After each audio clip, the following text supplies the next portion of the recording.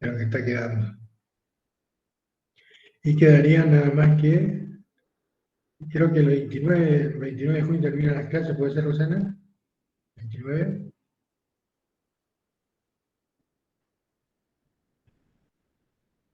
No tenés audio. No tenés audio.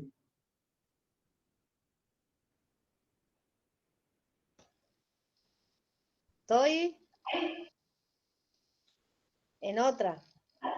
Sí, ya me di Está por cuenta. matarla, sí, 29, sí, nosotros tenemos hasta el 30 de junio para presentar las notas. Así que... Y jueves 30 de junio cae viernes.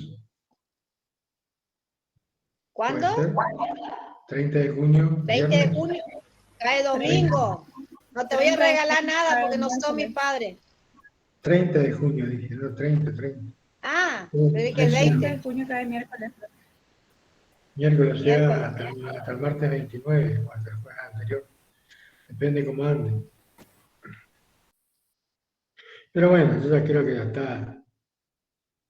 Ya pusieron, la piedra fundamental ya la pusieron, así que todo lo que viene ahora son pequeños detalles nada más. ¿A qué fecha quedó en el tercer parcial? Ya te digo, tercer parcial,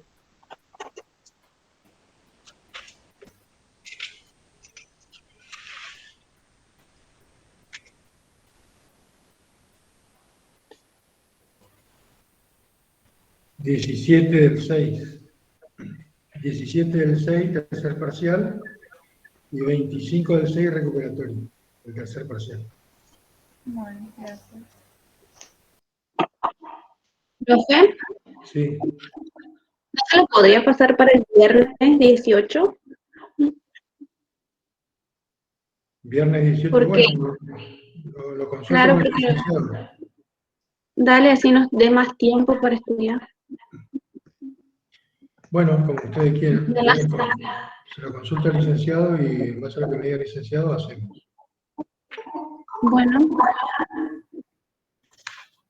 Perfecto.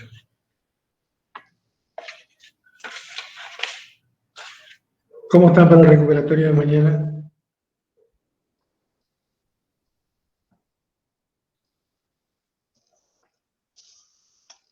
¿Hay alguno de los que está en clase ya recupera mañana?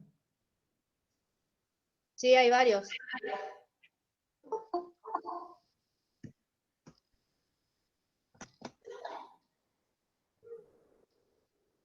Parece que están bien. Sí, nadie dice nada. No, yo creo que salen bien todos. Andan bien. Un tropezón no es caída del contador. Y no, por supuesto que no. Son pequeños altibajos nada más que se presentan. Por ahí puede tener un día negro, un día irregular y justo tenía que rendir una materia y justamente no le fue como pensaba y bueno, pero para eso está el recuperatorio para probar. Así es.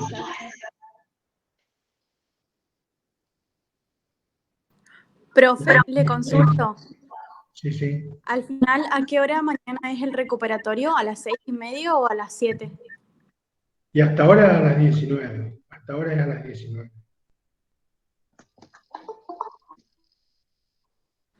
Bueno, profe, gracias. No, por favor. Buenas tardes, doctora, ¿cómo le va? Buenas La estamos tardes. esperando, ¿no? Pensé que nos había abandonado. No, no tiene audio, no tiene audio. No, mañana tienen que rendir, ¿cómo lo vamos a abandonar? Me estaban preguntando si había quedado a las 19 y hasta ahora sí a las 19 el recuperatorio, ¿no? Sí, salvo que tengan alguna cuestión que se pueda cambiar, pero en principio es el mismo horario. Perfecto. Bueno, sí, la estamos esperando con la contadora Roxana Benítez. La queremos escuchar.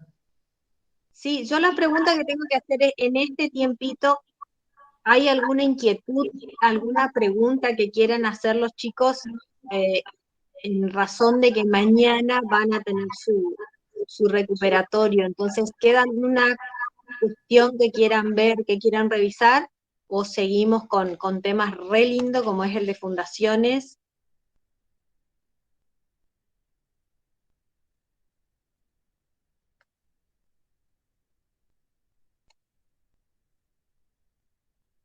Silencio en la sala.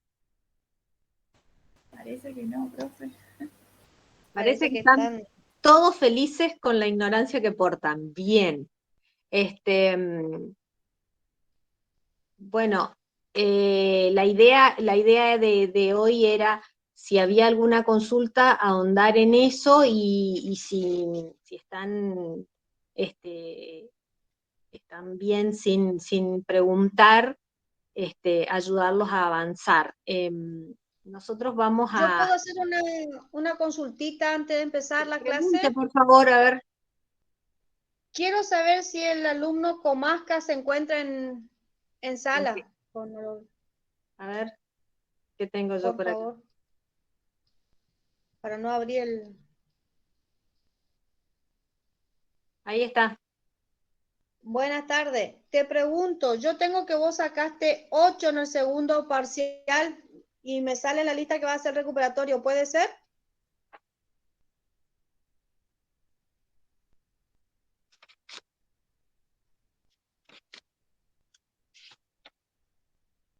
Ok. Bueno, eso no me era. Así que va a ser recuperatorio. Muy bien. ¡Qué lindo! Me alegro. Digo porque por ahí la valentía los va abandonando, por eso digo. No, este es un desafío. La película se llama Camino al 10. El gran desafío de Comasca. Comasca mañana le queda un 10. Ajá, sí.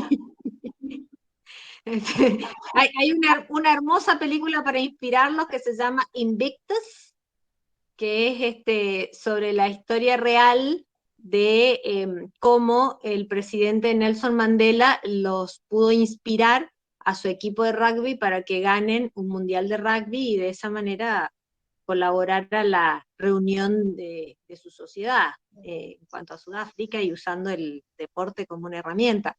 Me encantaría pensar que la materia es una herramienta de superación, pero me encantaría. Sería una de los temas más entretenidos, pero bueno, en el momento en que eso ocurra me avisan, y este, yo los acompaño.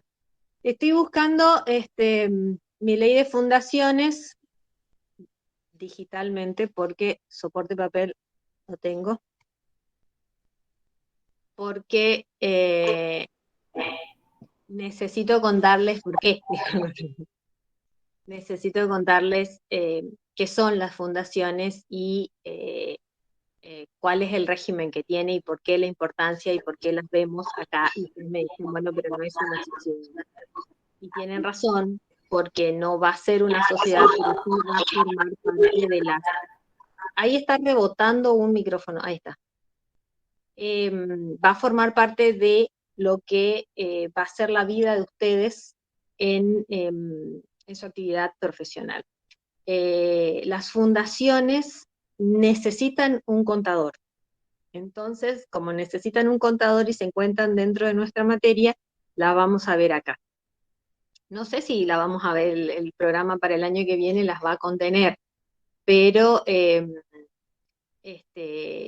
las fundaciones son personas jurídicas que tienen como un objeto el bien común, pero tienen una particularidad, y es que en principio no tienen fin de lucro. Y les digo en principio con un asterisco para poder desarrollarlo después. Estas fundaciones van a ser entendidas, esperen que justo ahora la universidad me está mandando un mensaje del mensaje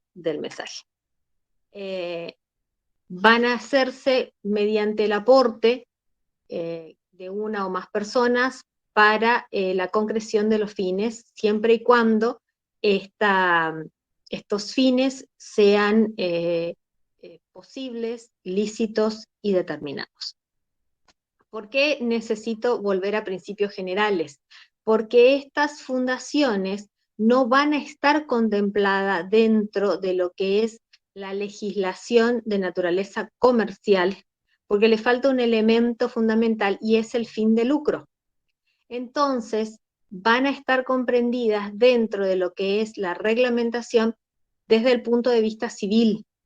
Es una organización que tiene que respetar determinadas formalidades, pero sobre todo la van a ver ustedes desde el punto de vista de que son muchas las empresas que necesitan formar una fundación a los fines de que esta fundación les permita, con una de las ventajas que trae las fundaciones, que es el hecho de la no tributación, les permita contribuir a la sociedad. O sea, el objetivo es la utilización de una figura jurídica prevista por la legislación, que es la fundación, y de esta manera las empresas o sociedades puedan contribuir a la sociedad y por medio de el beneficiar un objetivo que sea de bien común. Ahora, ¿cómo vamos a definir qué es el bien común?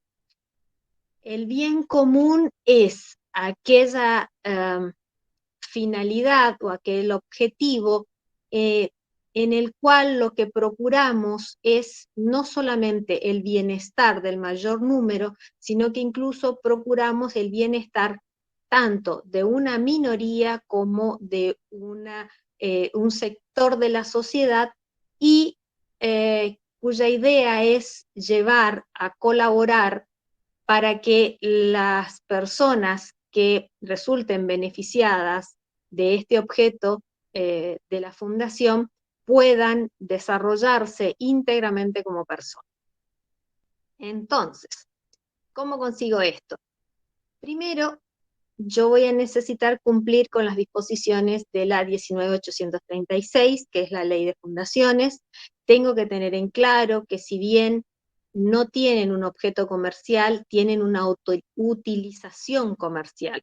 Y ustedes las tienen que conocer porque su tarea como técnicos del derecho que son, ustedes van a ser especialistas en la estructura económica que va a tener esta fundación.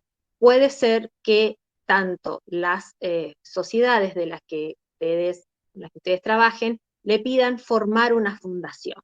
Ahora, el objeto, como es tan amplio, porque la ley le pide que sea algo dirigido al bien común, puede ser cualquier cosa, desde el desarrollo de una escuela de deportes, desde el desarrollo de una actividad cultural, una actividad social. Por ejemplo, estuve escuchando que está en funcionamiento una fundación que se llama Respirar Bien, que está trabajando muchísimo en esta época de pandemia, donde tenemos una enfermedad que ataca los bronquios, y esta fundación se dedica a procurar la adquisición de ibuprofeno para que los pacientes que tienen COVID lo puedan inhalar y de esa manera colaborar a que puedan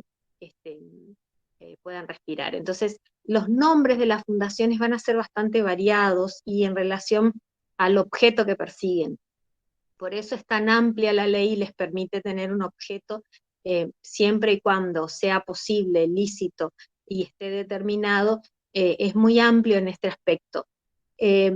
Mucha doctrina las coloca a las fundaciones dentro de los que llamamos ONG, organizaciones no gubernamentales.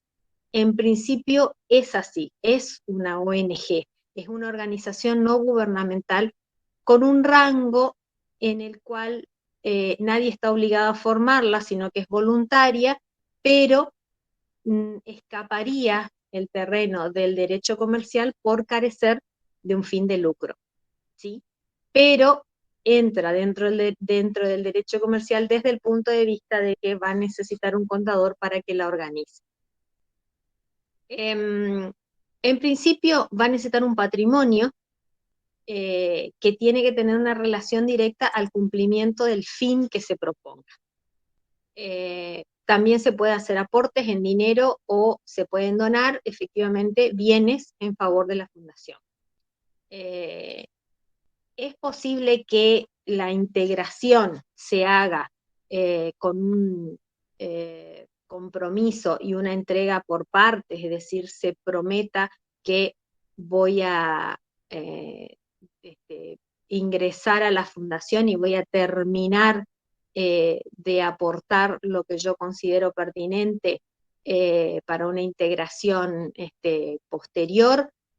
Sí, puede hacerse, puede pactarse, pero esta fundación va a tener que fijarse un plazo y generalmente las reglas por las que se rige cuando no está expresamente prevista en la ley de fundaciones es la ley de sociedades comerciales, entonces las reglas van a ser las mismas que ustedes están manejando. Entonces yo voy a tener que aportar una cantidad y luego para la integración voy a tener los 2 años que me permite la ley de sociedades, ¿sí? Voy a necesitar un estatuto, tengo que, la formalidad que voy a tener que respetar es o por instrumento público o por instrumento privado con las firmas certificadas ante escribano público. Lo van a otorgar los fundadores o en su defecto, si tengo que tener como 2 fundadores como mínimo, o en su efecto los fundadores pueden apoderar a alguien por medio de un poder especial en el cual le permiten que este apoderado constituya la fundación a su nombre. El poder va a agregarse, va a ser hecho por un escribano y va a agregarse a la documentación de la fundación porque se va a agotar con el hecho de que ocurra el acto. Entonces, solamente va a servir como acto entre vivos.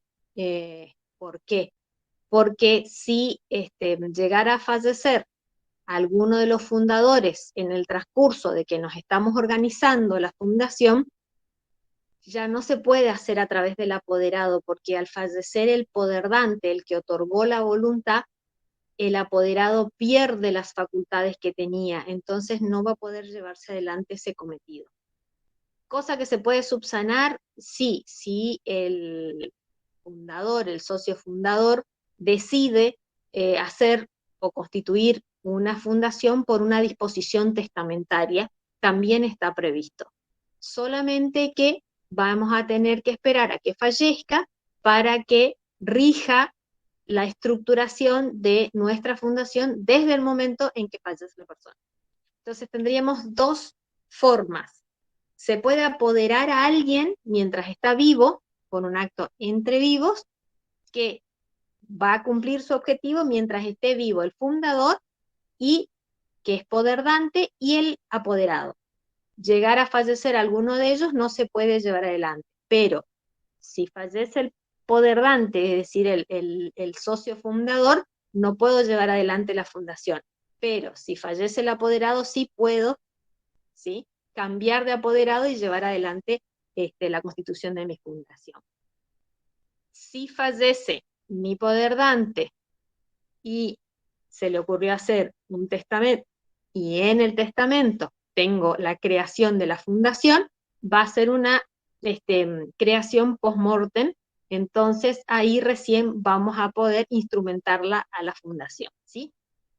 Entonces, ¿qué datos voy a necesitar? De los fundadores, lo que estamos acostumbrados a pedir. Si es una persona física, ¿sí?, nombre, edad, estado civil, nacionalidad, profesión, domicilio, quit, DNI, ¿sí? Si fuera un apoderado, todos los datos y los datos del autorizante.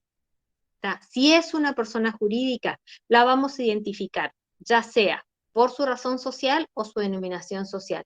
Si tiene domicilio, si vamos a tenerla inscripta en el registro, en el caso nuestro en personas jurídicas, y en ese caso, ¿con qué instrumento de esta sociedad o persona jurídica se desprende la autorización para la creación de una fundación?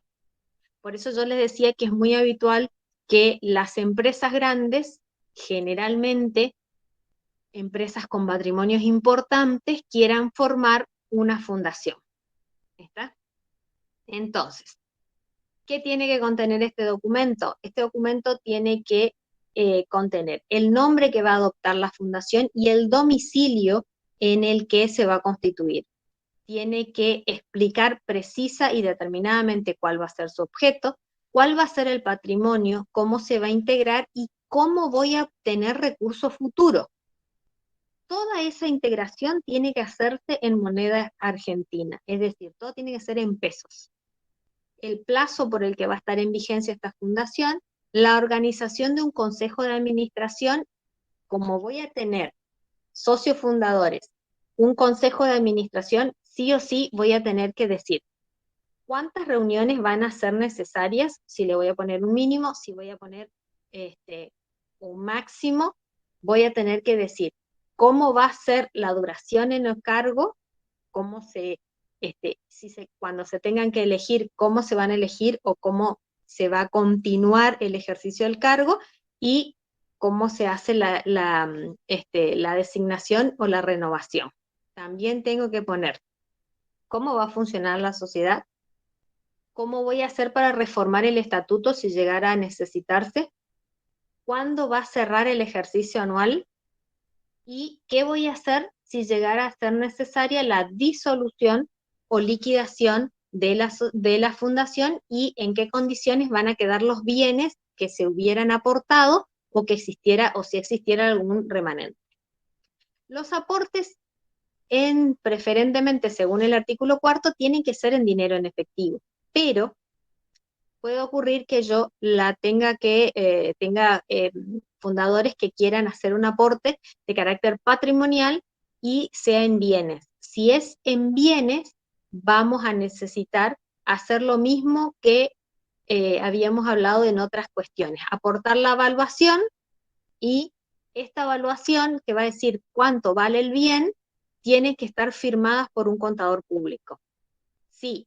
Por el contrario, voy a aportar dinero en efectivo, necesito hacer el depósito, es decir, voy a abrir la cuenta a la orden de la fundación, voy a hacer el depósito del capital a su orden y en banco oficial, en el caso nuestro del Banco del Chaco, y luego voy a acercar el comprobante para que se demuestre que tengo el capital aportado, ¿sí? También se pueden prometer donaciones futuras, quiere decir que los fundadores en el acto constitutivo pueden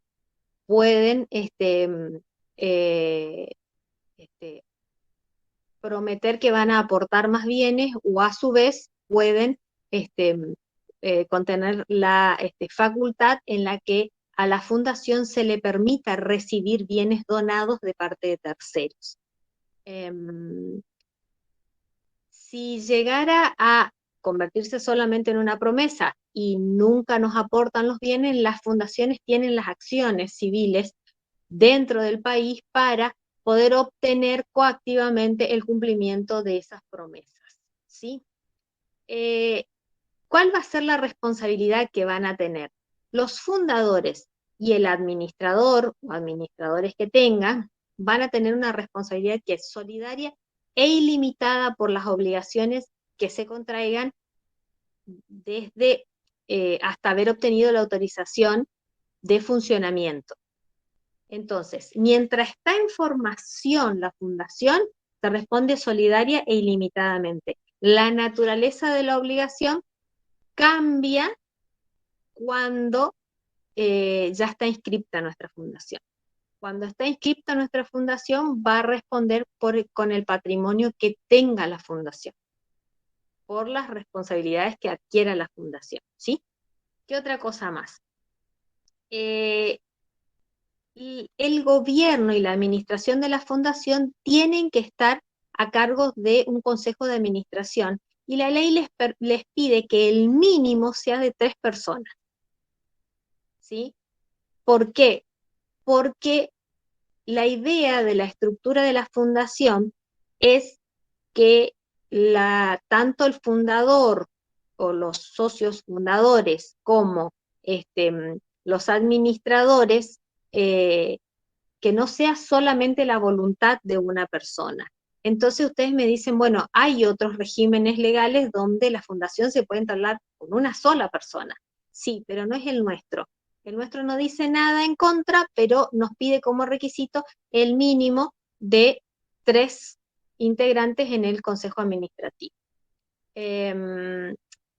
Los administradores tienen una preferencia, no es un derecho de preferencia como los que ustedes han visto en sociedades anteriores, pero sí el estatuto puede permitirles tener la facultad de ocupar siempre cargos en el consejo de administración, así como pueden reservarse la facultad de designar los consejeros cuando se produzca o el vencimiento del mandato o la vacancia. Habitualmente, los fundadores reservan para sí su participación expresa en el consejo de administración, así que habitualmente son 2 o más los fundadores, y siempre tienen un cargo en el consejo de administración, ¿sí?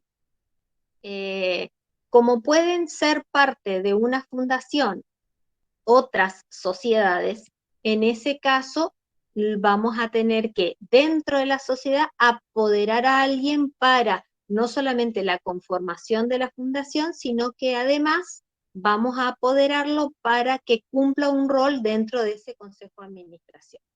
El estatuto es el que va a fijar cuáles van a ser las reuniones, cuáles son las ordinarias y las extraordinarias de este consejo de administración, y si resultara ser que la estructura de nuestra fundación es importante, vamos a tener a su vez un comité ejecutivo.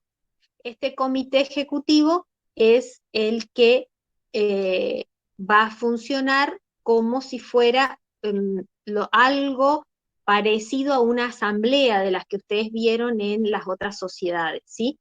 Este comité va a ser el que va a aprobar determinadas resoluciones y va a funcionar con un quórum de la mitad más uno de los integrantes. Obviamente las fundaciones llevan libros en los cuales tienen que quedar plasmadas las deliberaciones, y por medio de actas se va a registrar el resultado de las reuniones y los intercambios de opiniones respecto de determinadas cuestiones. Lo mismo que es lo que ocurre con los votos, el recuento de votos y la forma en la que se hace la votación. Habitualmente es con el voto de los presentes, salvo que existiera alguna clase de decisión que deba ser tomada por una mayoría especial. En caso de administración, es el presidente del consejo el que va a debatir, ¿sí? Si ustedes me dicen si se puede remover a este consejo, puede ser removido, pero va a hacerlo por votación. Por lo menos le pide 2/3, es decir, le pide una mayoría agravada para que se pueda remover algún integrante del consejo de administración. Ahora, si llegara a ocurrir una situación de ausencia reiterada y se establece un nivel de tolerancia, habitualmente se establece un nivel de tolerancia en el que si las reuniones son mensuales, se permite que falte por lo menos una vez en 6 meses. Entonces, si las reuniones son mensuales, de 6 reuniones puede faltar a una. Es más, hay estatutos en los cuales se establece la caducidad automática del mandato, es decir, a la segunda falta, dentro de esos 6 meses de esta ausencia injustificada a la reunión del consejo, ya no es más integrante de la fundación. Si ustedes me dicen que es muy estricto, sí, es estricto y ha recibido críticas por ser estricto. Pero todo depende de lo que establezca. Esto es el piso de lo que establece la ley. ¿Pueden ser más estrictos? Sí. De hecho ocurre. porque la idea es que funcione la fundación, no es que la fundación esté de adorno, pero bueno, si ustedes me preguntan si existe la posibilidad de una vacancia en los cargos de este Consejo de Administración, y no puede designarse a nuevos miembros, o los que quedaran rehúsan aceptar el cargo, en este caso es la única posibilidad que se le da a la fundación de recurrir a la autoridad de administración, que en el caso nuestro sería personas jurídicas, para que personas jurídicas los ayude con la designación de las nuevas autoridades y se realice la modificación del estatuto de tal manera que exista la posibilidad de cubrir los cargos, ¿sí? Todos los integrantes de este Consejo de Administración tienen que responder a las reglas del mandato, y todas sus obligaciones tienen que estar contempladas y regladas por el estatuto. Pero existe la posibilidad de que tengan una acción por responsabilidad si la fundación presenta una acción para el caso de que su consejo administrativo abandone sus funciones de control y cause un perjuicio a la fundación, tanto económico como se discute incluso la posibilidad de que exista un perjuicio social, o sea, el descuidar el funcionamiento de la fundación sí acarrearía una responsabilidad. Existe la posibilidad de que el Consejo de Administración extienda la participación no solamente a los fundadores, sino que a sus herederos. Y sí en este caso se le permite que pueda beneficiarse a los herederos dándole un lugar, es decir, dejando previsto en el estatuto que si llegara a fallecer alguno de los fundadores, el lugar que tenía el fundador va a ser cubierto por uno o más herederos. Está la posibilidad, si está previsto en el estatuto, puede no estar previsto, pero cualquiera sea la situación, que esté previsto o que no esté previsto, siempre va a intervenir la autoridad de control administrativo, que para nosotros es persona jurídica, que es la que aprueba o no esto. Bien. El objetivo de la fundación es cumplir sus fines. Yo les había dicho que podía tratarse de tener fines culturales, fines sociales, la promoción del turismo, la promoción de determinadas actividades, el cuidado, o por ejemplo, hay fundaciones referidas a el acompañamiento a personas que sufran determinadas enfermedades o padecimientos, o a los familiares que tienen que convivir con la persona que sufre estos padecimientos. Entonces, como el objetivo de la fundación es de bien común, es complicado el hecho de que, digamos, que pueda cambiar el objetivo de la fundación. Este objeto, que es el que le permitió que se lo autorice su funcionamiento, si llegara a cambiar de tal manera y alguno de los socios se opusiera, va a ser el control administrativo de personas jurídicas la que les va a quitar la autorización para que deje de funcionar. Es decir, por más que el objeto sea amplio, si el objeto de nuestra fundación era el hecho de que acompañaba, como la que yo les conté, la Fundación Respirar Bien, que procura conseguirle medicación a las personas que están con afecciones respiratorias, y de pronto deciden el consejo directivo patrocinar un equipo de fútbol, salvo que exista una publicidad referida directamente a la tarea que desempeña la fundación, puede ser impugnada administrativamente porque no estaría cumpliendo el objeto para el que fue autorizada la fundación, ¿sí? Como contadores, ustedes tienen que acordarse que está previsto que existan libros de contabilidad que sí o sí tienen que registrarse los inventarios, balances y el estado de tanto del patrimonio de la fundación como la proyección a corto, mediano y largo plazo de las tareas que va a desempeñar la fundación y la forma de su financiación. Estos llamados planes trianuales son los que permitirían proyectar a futuro cómo funcionaría la fundación, siendo bastante optimistas en esta proyección. El ejercicio anual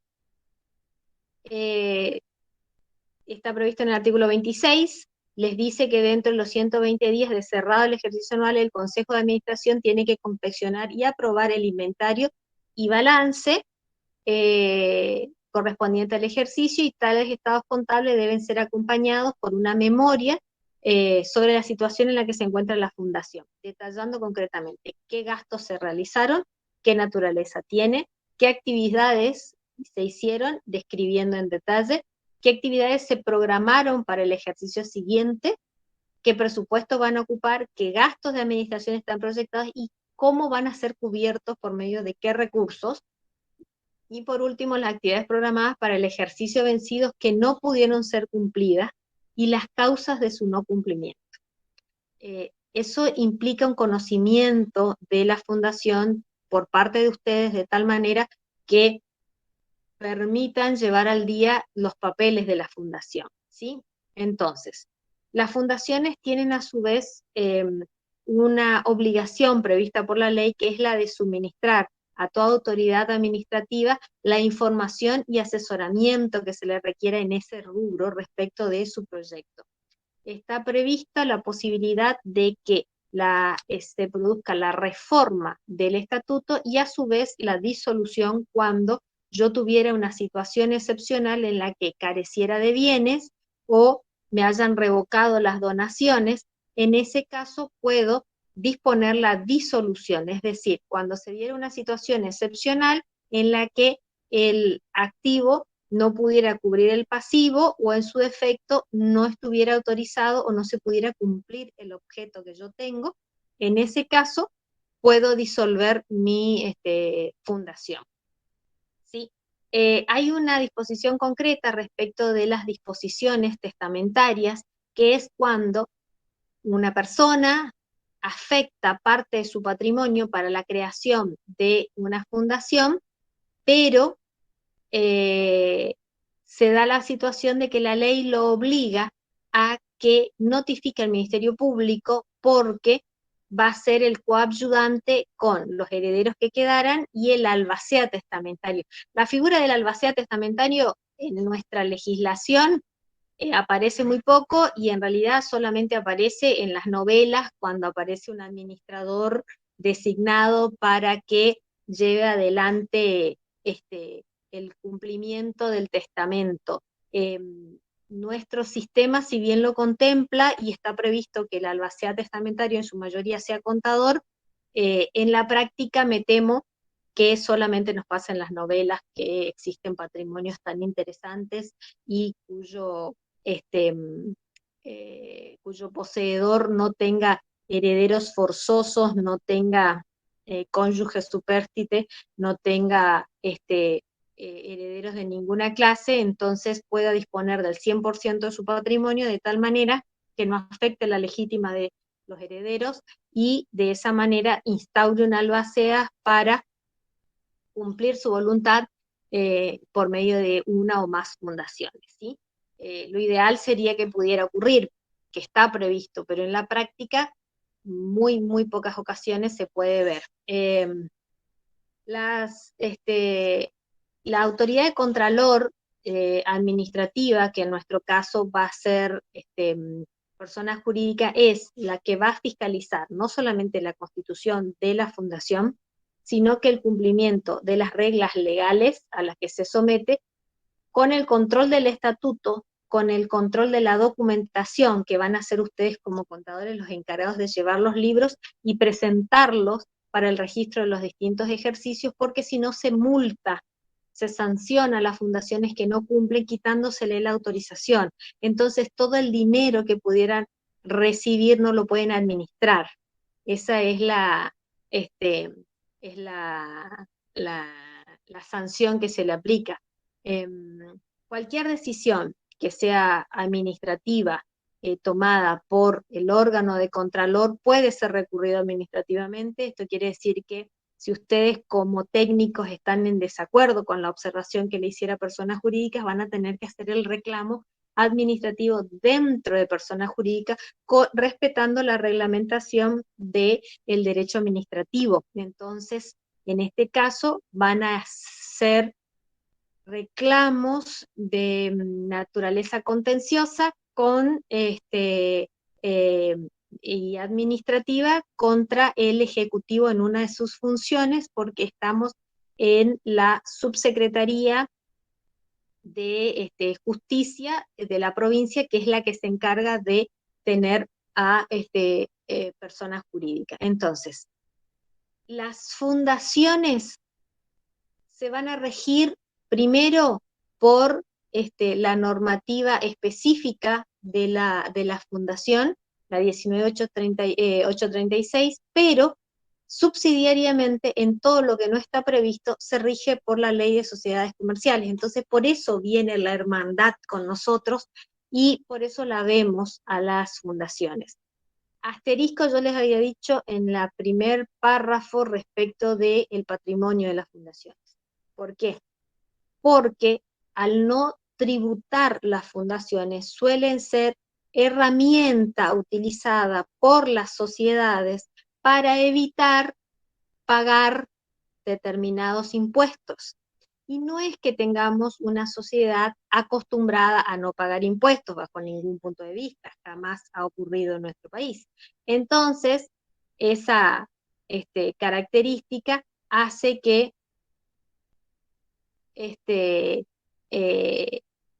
se preste la fundación como figura jurídica a la posibilidad de que no se la use como pantalla para no tributar. ¿Está?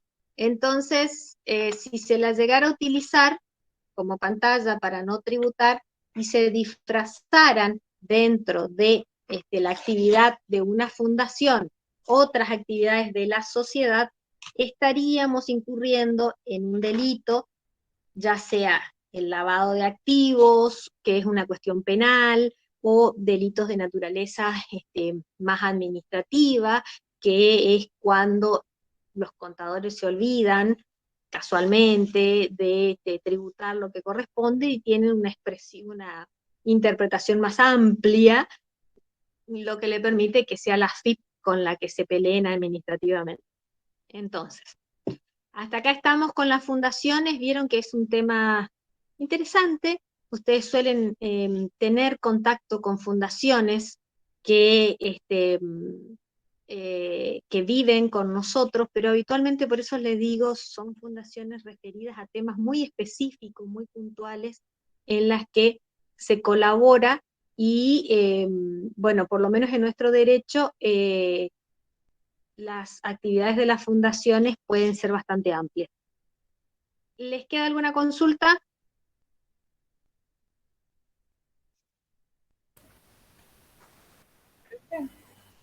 Sí. Greenpeace podría ser un ejemplo de fundación. Puede ser un ejemplo de fundación. Sin ir más lejos, no sé si prestaste atención el año pasado, cuando se produjo el levantamiento, uno de los primeros, no te digo levantamiento total, pero uno de los primeros levantamientos de pandemia, apareció una fundación que se llama Siempre Bella. Es una fundación que les trae pelucas y las enseña a arreglarse a las personas que están atravesando la quimioterapia o que sobrevivieron a una clase de cáncer que todavía no tienen el cabello. O sea, las fundaciones pueden tener, al ser muy amplio el objeto, es más, creo que si prestaron atención, hay todo un tema con la fundación de Messi, que donó una X cantidad de respiradores. O sea, la manera en la que se colabora al patrimonio de la fundación es muy amplio. Se puede colaborar desde una donación hasta un bono contributivo, la participación en un espectáculo, lo que sea, puede significar recursos para una fundación.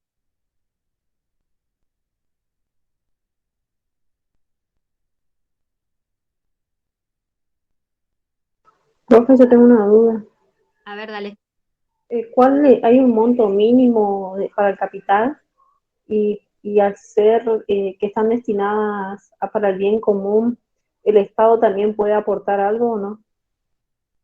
Sí y sí. En realidad el monto mínimo no está previsto en la ley, en realidad el monto mínimo está previsto en las disposiciones de personas jurídicas y se utiliza los 2 salarios mínimos vitales y móvil de las cooperativas como monto mínimo. Y generalmente las fundaciones son las que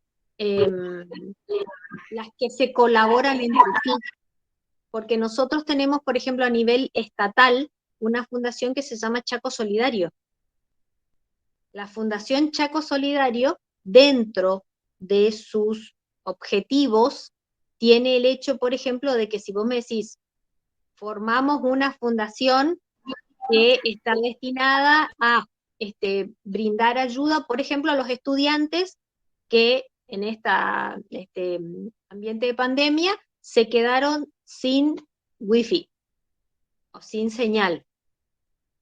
Entonces, para conseguir eso, les conseguimos unas tarjetas como para que puedan cargar crédito y tener datos. O conseguimos que en una plaza haya el wifi gratis, ¿sí? O sea, la fundación que vos formaste con ese objetivo puede obtener fondos de Lotería Chaqueña gestionando, por ejemplo, que Lotería Chaqueña te done a vos una cantidad de dinero. Lo que tenés que documentar es todo, desde el proceso en el que vos le presentaste la nota, que fue por la mesa de entrada, hasta que el otro te sacó el cheque que depositaste en tu cuenta, o sea, lo que tenés que hacer es documentar todo eso.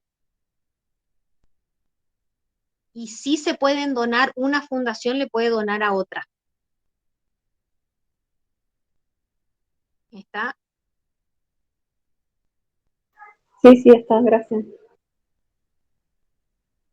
Bueno, vieron que el tema es interesante, o sea, en realidad no es muy común, pero ustedes, si prestan un poco de atención, van a encontrarse con ejemplos de esa característica en todos los niveles. O sea, las fundaciones tienen esa ventaja, tienen muchas formalidades y mucho control, justamente por el hecho que al no tributar,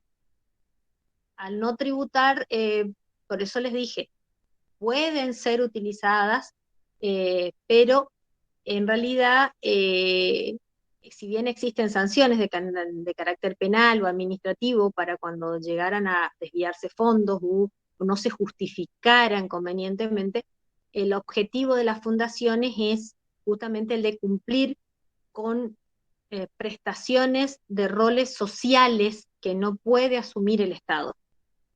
O sea, el Estado sí le podemos exigir al Estado, por ejemplo, que existan drogas oncológicas al alcance de las personas que no tienen obra social y que están haciendo un tratamiento.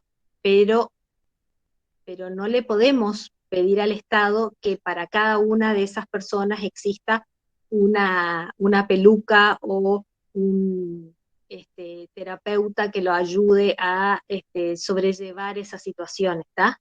Entonces, hay cosas, tareas que son necesarias para una vida en sociedad, pero que no las puede llevar adelante el Estado. Entonces, para esas tareas están previstas las ONG. Vos me dijiste, una de las chicas me dijo Greenpeace. Greenpeace es ya más allá que el formato pueda ser de ONG, que quiere decir organización no gubernamental, ya por la envergadura que tiene Greenpeace y la estructura que tiene Greenpeace, yo me atrevo a decir que entra dentro de las unidades anteriores, ¿eh? No sé si entra dentro de las fundaciones. Para mí que está cabeza a cabeza con la SA del 299, ¿eh? O sea, ustedes no se olviden que hay fundaciones que han conseguido, por ejemplo, o sea, si ustedes piensen, una donación de 10 pesos por cada operación con una tarjeta, ¿cuánto paga cada uno de nosotros? Yo sé que la Fundación Garraham, que es la que costea una serie de tratamientos extremadamente caros para las personas que necesitan intervención en el Hospital Garraham y que carecen de obra social, porque el Garraham recibe personas con obra social y sin obra social. Bueno, nosotros habíamos hecho una colecta el año pasado para una personita que estaba afectada y que tenía que ir al Garraham, y habíamos juntado en una semana, me parece, que logramos juntar el valor de un pasaje para que pueda ir, o sea, necesitábamos los pasajes para que pueda ir un papá a cuidar el nenito y volver la mamá. Entonces, hablando con la gente de la Fundación Garraham, la gente de la Fundación Garraham percibe dinero de la ley de casinos, percibe un porcentaje muy pequeñito que debido al cúmulo se hace importante, y nos enteramos que existe un sistema de suscripciones en el cual gente que trabaja como suscriptor para la Casa Garraham te visita, y los aportes son mensuales de 500, 700, hasta 1.500 pesos, pero que ellos más o menos tienen de 20.000 a 50.000 personas pagando eso por mes, y esas suscripciones son anuales. Entonces, más allá de que Lotería Nacional le permita que existan sorteos, más allá de que otras fundaciones le permitan otras cosas, la envergadura del el activo que van a mover esas fundaciones va a ser muy interesante. ¿Está entonces hasta acá? ¿Seguimos? La interrumpo un segundito, doctora. Sí. Le pediría a la contadora si puede tomar asistencia, porque tenemos 31 alumnos. 31 alumnos. ¿Tiene la lista ahí? 3-1, sí. Si tiene la lista. No, no tengo la lista. Yo anoté cuántos alumnos tengo, nomás, pero no tengo la lista de todos los alumnos, ¿no me pasaste? No. La lista que tiene usted de las notas, esa no es. Si está puede presente. Ah, Tiene que estar con esa, ¿no? ¿querés que tome asistencia a cosa? No. Fíjese en la pantalla nada más en la contadora. Ah, sí, ya está. Ya está. Me asombra, perdimos muchos soldados por el camino. ¿Qué pasó? Sí, no, sí, teníamos 30 a las 19:30, y a las 19:41 entró otro más, así que tenemos 31 ahora. No, yo no te preocupes por la asistencia, yo estoy... Me quedo tranquilo. No, simplemente esta es una acotación que quiero hacer. Creo que la miraron ustedes también en el grupo de los docentes, lo que mandó el licenciado. El tercer parcial no va a ser definiciones, no va a ser conceptos, no va a ser características. Va a ser un parcial para pensar. No sé si miró, doctora. Eso mandó el licenciado, recién estaba mirando.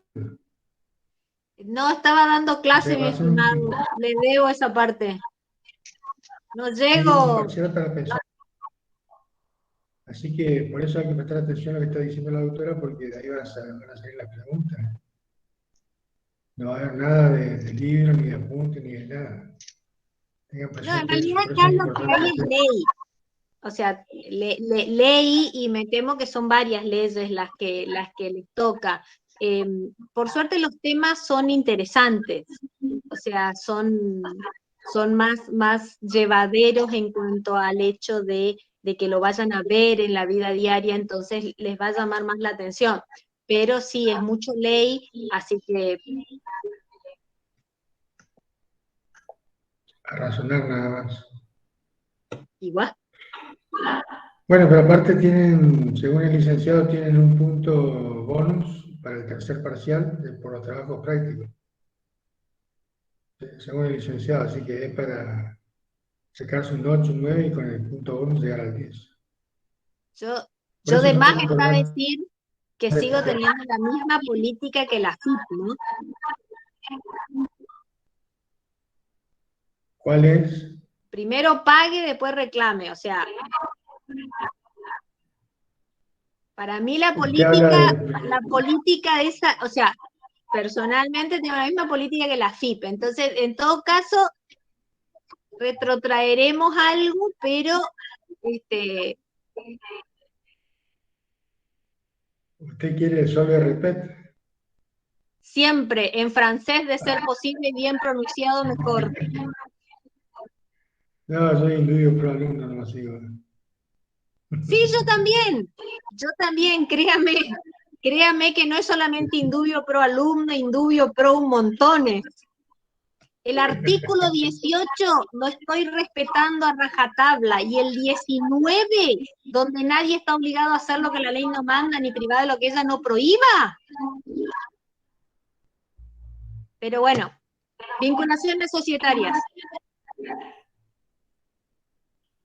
Ahora, vamos a abordar este tema,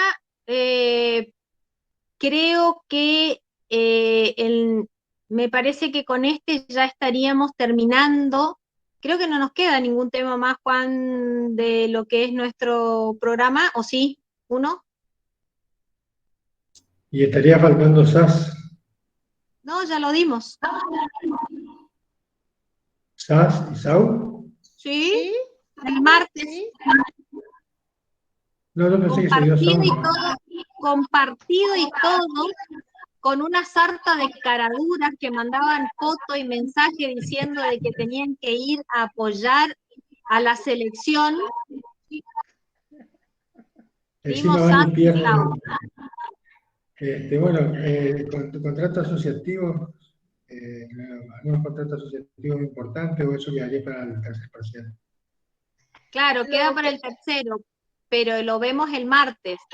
Y ahora hacemos un poco de vinculaciones societarias, o prefieren pasar vinculaciones societarias el martes. Así se van para estudiar para mañana.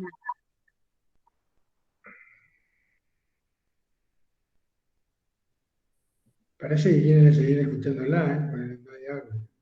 A mí me Parece. encanta. Para el Me martes nomás. encanta tener público. A ver, Jimena, que te escucho. Para el martes dejámosle. ¿Les damos el changüí para el martes? Bueno, Sí, escuchen. el martes Hacemos. la clase va a ser de 19 a 21, por lo menos, para dar todos los temas. El martes preparen mate, mucho mate, porque va a ser largo. Sí, por eso. ¿O quieren aguantar 15 minutos más? No, por eso les digo, si quieren hacer, hacemos. La próxima hacemos vinculaciones societarias, pero va a ser más larga, o sea, va a ser una clase de 50 minutos más o menos. Ahí está, Nahuel quiere ahora. Y los otros que quieren disparar, a ver cuántas tenemos.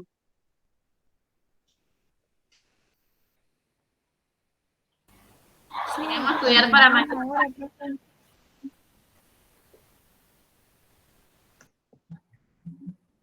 Voten en el chat. Claro.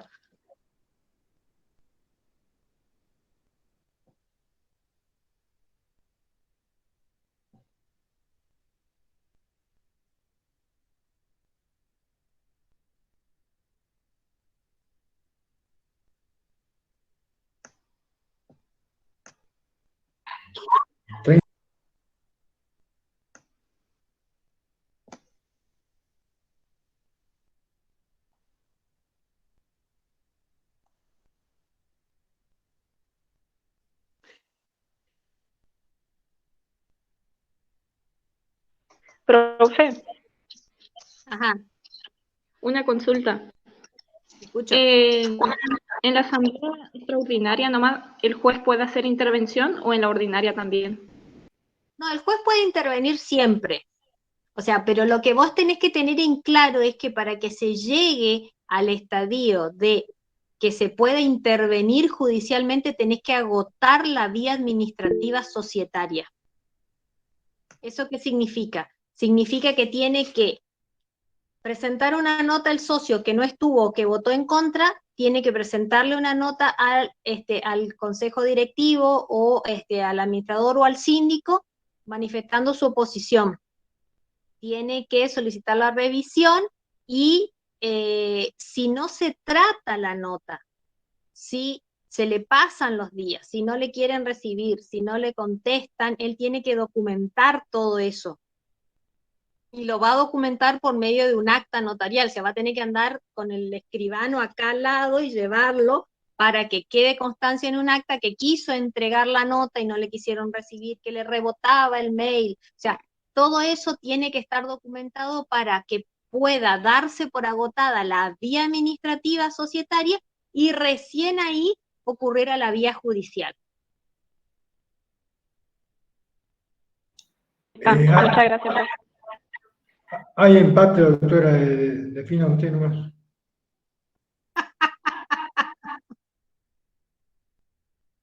Bueno, hacemos así. Hacemos la introducción de lo que son las vinculaciones societarias, les cuento, y lo termino al tema el martes. ¿Estamos? Aguántenme 10 minutitos más y se van a estudiar para mañana. ¿Qué son las vinculaciones societarias? Las vinculaciones societarias son técnicas que van a utilizar las distintas sociedades para agruparse y de tal manera que van a participar unas dentro de otras o van a entre ellas formar una tercera para obtener una posición ventajosa en el mercado. Y ustedes me van a decir, ¿cómo? Vieron que si ustedes le prestan atención en el mercado tecnológico, sobre todo se ve que se asocian determinadas empresas. Vieron que, por ejemplo, un determinado producto puede ser ofrecido por otra empresa y entre ambas salga una colaboración. Bueno, ahora no se ve mucho, pero hay otras épocas en las que de bonanza económica en la que se ve un poco más. ¿Se acuerdan cuando ustedes tenían una oferta en la que había productos Pepsi, por ejemplo, entonces tenían la gaseosa más unas papitas? Bueno, la vinculación societaria es cuando dos o más sociedades se agrupan de tal forma en la que una participa del capital o de las actividades comerciales de otra, de tal manera que puedan o constituir una tercera sociedad o entre varias hacer un arreglo de tal manera que puedan obtener una ventaja en el mercado. Entonces, muchas veces se ve eso en determinados productos que están asociados a una marca. Entonces, el ejemplo que yo les planteo es el de la empresa PepsiCo. La empresa en sí se llama PepsiCo. Tiene una división Pepsi, que es la que hace la gaseosa, y tiene otras divisiones, y dentro de las divisiones están una marca de papitas, las papitas Lay's. Entonces, todos forman parte del mismo conglomerado de empresas, eso es una vinculación societaria. En el ámbito tecnológico, por ejemplo, mucho tiempo se utilizó una combinación que era la combinación Sony-Ericsson, en la que eran dos empresas que formaron una tercera solamente para producir celulares. Entonces puede darse la situación en la que dos o más empresas se asocien de tal manera que se vinculen entre sí, tanto desde el punto de vista de su capital, como se vinculen entre sí desde el punto de vista de sus fortalezas, de tal manera que lo hagan para sacar provecho en el mercado. Entonces, las sociedades pueden ser dos o más las vinculaciones pueden ser permanentes o pueden ser transitorias, al que me preguntó. Les cuento por qué. Porque generalmente esas vinculaciones son basadas en determinados negocios. Entonces, hay una vinculación societaria cuando una empresa participa de más del 10% del capital de otra. O dos o más empresas forman, con su capital, forman una tercera o cuarta empresa. A ver, ¿se acuerdan cuando ustedes vieron transformación, fusión y escisión? ¿Se acuerdan que nosotros fusionábamos o escindíamos empresas? Creo que es la unidad 5, si la memoria no me falla. Que nosotros sacábamos capital de una empresa para formar otra. Bueno, esta es una opción de vinculación societaria en la que se considera que la empresa está vinculada cuando una empresa controladora es la dueña de al menos el 10% del capital de la empresa controlada. Una situación en la que la empresa o sociedad controlante tiene las acciones necesarias para formar la voluntad, es decir, para tomar decisiones dentro de la sociedad controlada. Entonces eso se ve, por ejemplo, en determinados conglomerados, en las que, por ejemplo, ustedes tienen a nivel nacional, tenemos una sociedad llamada Asindar. Asindar es una empresa que se dedica a todo lo que sea la producción de acero, pero que está conformada por otras empresas más pequeñas que controla. Entonces Asindar en sí es un montón de empresas donde el capital de Asindar también está en 10% dentro del capital de otras pequeñas empresas. Entonces Asindar puede tener una serie de empresas que se dediquen a colocar el tendido eléctrico de una ciudad, o se dedique a hacer o la compra o la transformación de otros elementos. Entonces van controlando el mercado de tal manera que le resulta redituable. ¿Por qué? Porque al tener varias sociedades que ofrecen, bajan los costos y aumentan sus beneficios, ¿sí? Las sociedades pueden tener dos clases de control: un control de hecho y un control de derecho. ¿Cuál es la diferencia? La diferencia es que el control de derecho es el que figura en los papeles, y el control de hecho es el que se da porque la empresa que es controlada depende de la empresa controlante. Entonces, ¿cuándo ocurre eso? Eso ocurre, por ejemplo, cuando yo tengo proveedores de materia prima que puedan influir en la empresa a la que le proveen. O sea, nosotros somos, por ejemplo, una empresa que suministre un servicio de Internet. Nosotros contratamos, o sea, tenemos un contrato y suministramos el servicio, pero nosotros no podemos fabricar la fibra óptica, la tenemos que comprar.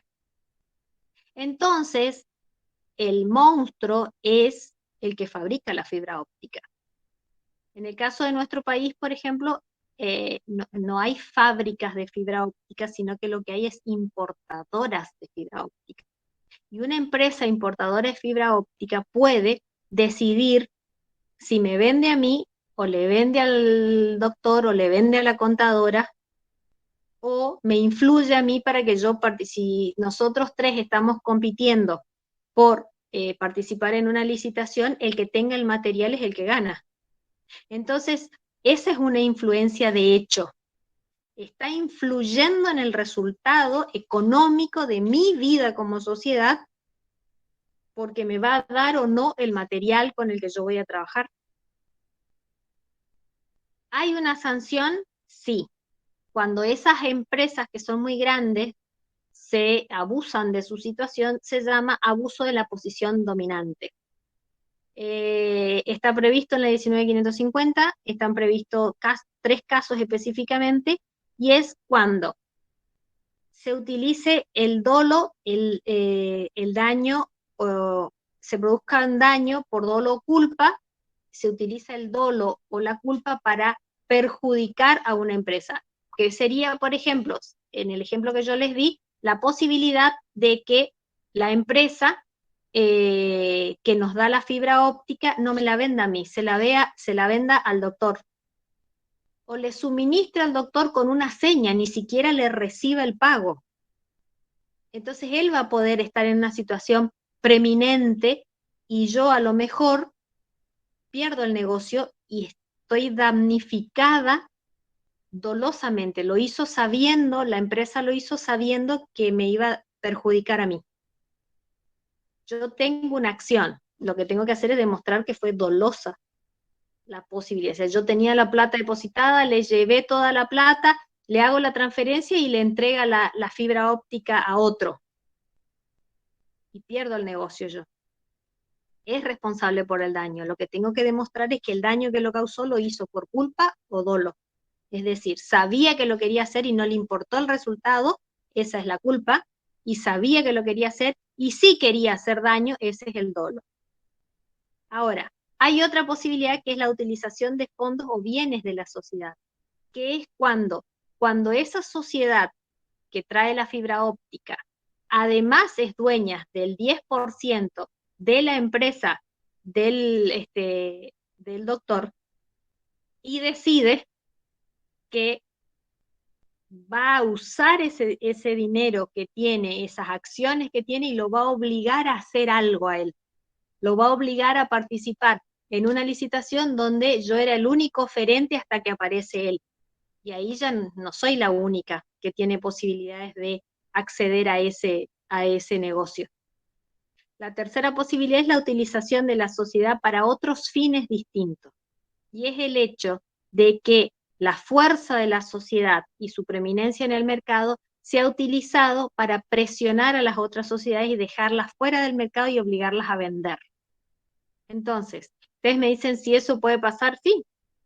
O sea, pasa porque la competencia en determinados ámbitos es más descarnada. Sí ocurre más en otros contextos económicos. En el caso nuestro, la mayoría de los contextos económicos involucran al Estado en sus distintas manifestaciones. Y como el Estado paga muy tarde, no paga tarde, paga muy tarde.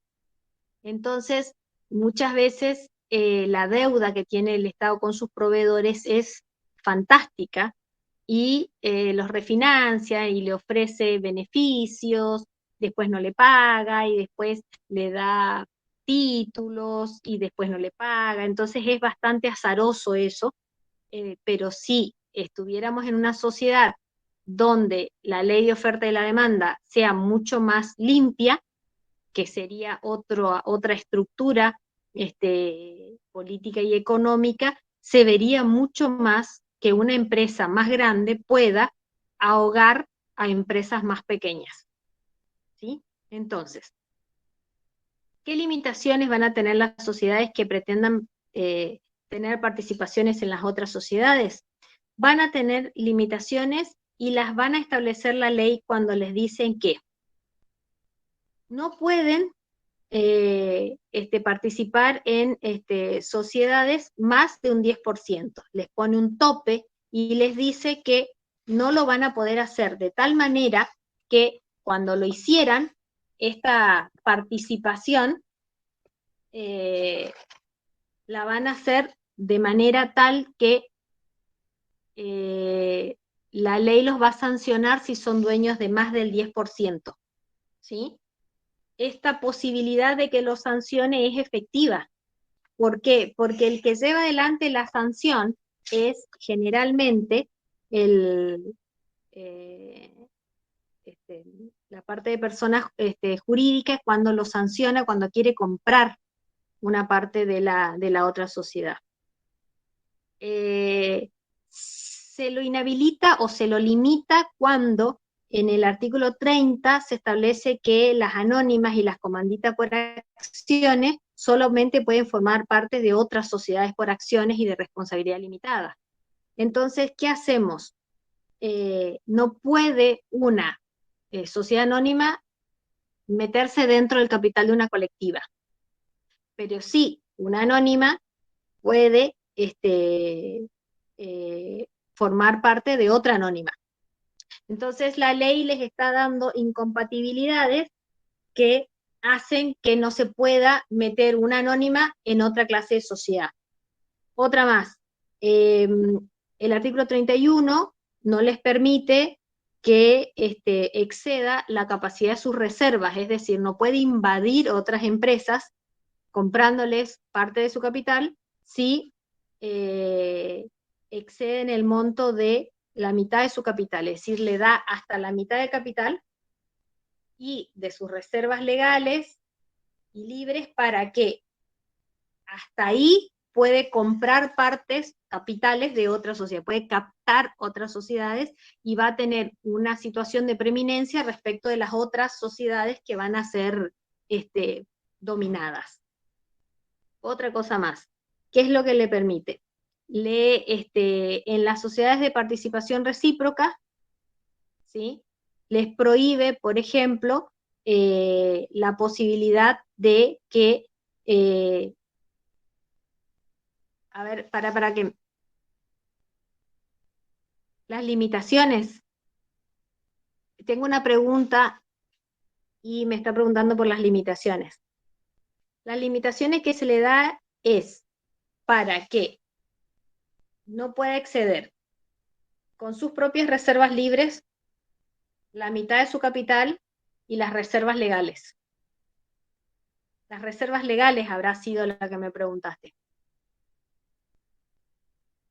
Es decir, tiene un monto de su capital que es con el que puede comprar, pero no puede, porque va a ocurrir una situación en la que si se excede, deja de tener su propio capital, porque ya va a ser capital de la otra sociedad. Entonces, ya estaríamos entrando en jugar con una situación en la que la sociedad pueda desprenderse de su capital de tal manera que es dominante a otras sociedades, pero a su vez queda sin fundamentación, sin soporte, porque va a quedar con un capital muy reducido y no va a poder responder si llegara a darse una situación de respuesta a sus acreedores. ¿Sí? Y les cuento, la participación recíproca, que es cuando se le prohíbe, por ejemplo, que una sociedad que es socia de otra pueda, a su vez, asociarse a la primera. Entonces, no pueden ambas ser socias mutuamente. Esa es la participación recíproca. No puede ser que A sea dueña de una parte de B y B sea dueña de una parte de A. Siempre va a tener que ser A o B dueña de una parte de la otra, pero la otra sociedad va a seguir teniendo el resto de su capital. ¿Sí? Esa es la prohibición de participación recíproca. Y la participación en las controlantes dice que la sociedad controlada no puede participar de la controlante, que es reforzar lo que habíamos visto en la prohibición anterior. ¿Por qué? Porque ¿qué es lo que va a ocurrir? La controlada, que es a la que le compraron un 10%, no puede comprarla a la controlante por un monto superior a sus reservas libres. Entonces, ¿qué les parece? Llegamos hasta acá y el martes que viene terminamos con este tema y hacemos lo revisamos bien este tema. Creo que nos queda el último punto, me parece que es el joint venture, que es parte de la cartelización. Así yo les voy a explicar qué es el joint venture, les voy a explicar la maquila, les voy a explicar cuál es, en la parte de los cárteles. No se emocionen porque no vamos a ver ninguna película de mafiosos colombianos, así que no es eso. Así que hasta acá. Si le quedaron algunas dudas, las vemos el martes y terminamos el tema. ¿Les parece? Bueno, profe. ¿Está?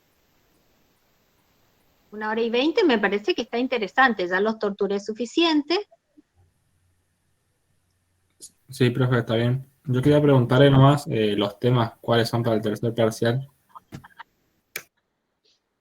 Y mirá, lo vemos el martes, así vemos cuáles se habían pasado. Yo lo que recuerdo ahora, recuerdo que SAS y SAU se pasaron para el tercero, y me parece que la comandita por acciones también.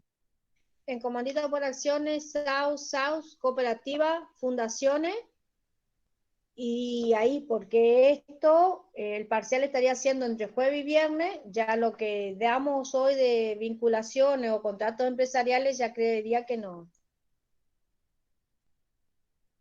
Ojalá que no.